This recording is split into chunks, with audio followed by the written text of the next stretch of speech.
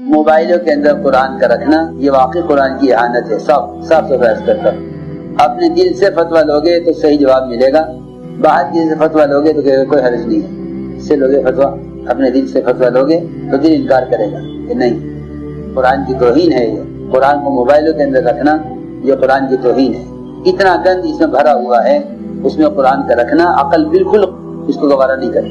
جس کے دل میں ذرا بھی تقویٰ ہوگا, ہے جس کے دماغ میں ذرا سی بھی عقل ہوگی, وہ اس کو برداشت نہیں کرے گا. لیکن سنتیں مغلوب ہو رہی ہیں, رواج غالب آ رہا ہے.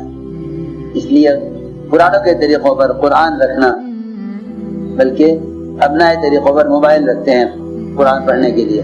یہ روایتی طریقے انبیاء اور صحابہ کے طریقوں پر غالب آ رہے ہیں بڑی کثرت کے ساتھ, اور ہماری طبیعت میں تساہل ہے کہ اس میں کوئی حرج نہیں ہے.